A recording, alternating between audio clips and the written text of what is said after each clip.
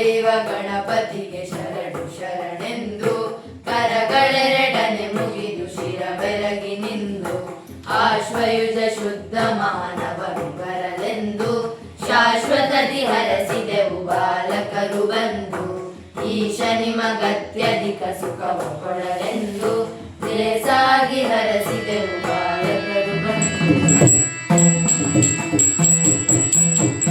ಎಲ್ಲವೂ ಮಕ್ಕವನ ಮಗನೇ ಎಲ್ಲವೂ ಮಗವನ ಮಗನೇ ನೀ ಕಲಹದೊಳತಿ ಸಾಸಿಗನೆ ನೀ ಕಲಹದೊಳತಿ ಸಾಸಿಗನೆ ಮಾಡದಿರು ನಿರಂತ ಜಯಲಲಿತೆಯು ತೊರೆ ಬಳೆದು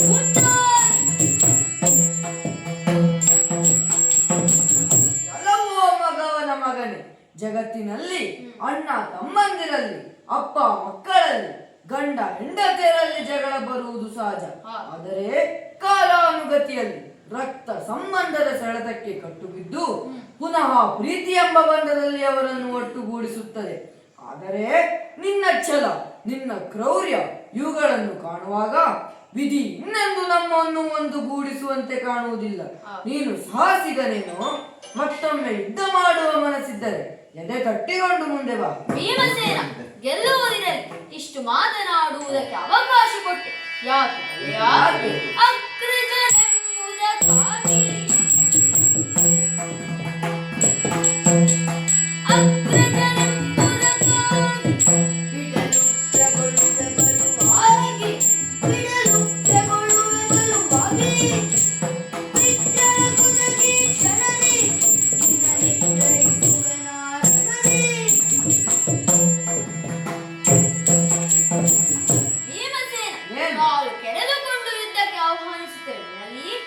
ಮಾಡಲಿಕ್ಕಾಗದೆ ಸುಮ್ಮನುಳಿದದ್ದಲ್ಲ. ಅಣ್ಣನೆನ್ನುವ ಕಾರಣದಿಂದ ಗೌರವ ಕೊಟ್ಟು ಸುಮ್ಮನಿದ್ರೆ ಮತ್ತೆ ಮತ್ತೆ ಯುದ್ಧಕ್ಕೆ ಕರೆಯುತ್ತಿದ್ದೀಯ. ಬಾ ನೋಡೋಣ ನಿನ್ನ ಪರಾಕ್ರಮವನ್ನು. ಅರ್ಜುನ, ನಿನ್ನ ಸಾಹಸ ಪರಾಕ್ರಮಗಳ ಪರಿಚಯ ಯಾರಿಗಿಲ್ಲ. 18 ದಿವಸದ ಯುದ್ಧದಲ್ಲಿ ಎಲ್ಲವರು ಕಂಡಿದ್ದಾರೆ. ಆದರೆ ಏನನ್ನು ನಿನ್ನನ್ನಲ್ಲ, ನಿನ್ನನ್ನು ನಡೆಸಿದ ಹರಿಯನ್ನು ಕರೆಯೋ ಅವನನ್ನು. ಕರೆಸೋ ತತ್ವಕ್ಕೆ ಹರಿಯ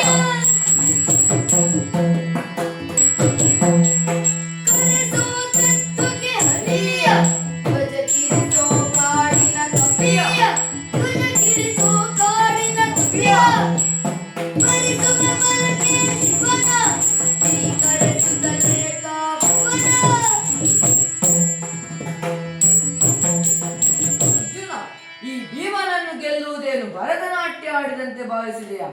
ಗೆಲ್ಲಲೇಬೇಕೆಂಬ ಹೊಸ ಹುರುಪು ನಿನ್ನಲ್ಲಿ ಹುಟ್ಟಿದ್ದೆ ಅಂತಾದರೆ ಭಾರತ ಯುದ್ಧದಲ್ಲಿ ನಿನ್ನ ಸಾರಥಿಯಾಗಿ ದುಡಿದ ಕೃಷ್ಣನನ್ನು ಕರೆಸಿಕೊ.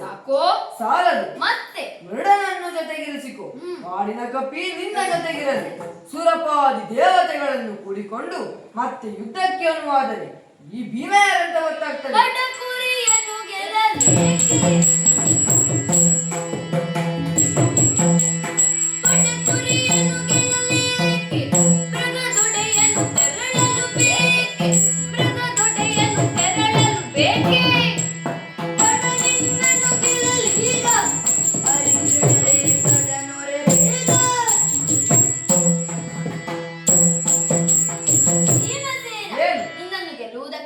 ಕೃಷ್ಣನನ್ನು ಅಥವಾ ಪರಮೇಶ್ವರನನ್ನು ಕರೆಸಬೇಕಾದ ಅಗತ್ಯವಿಲ್ಲ.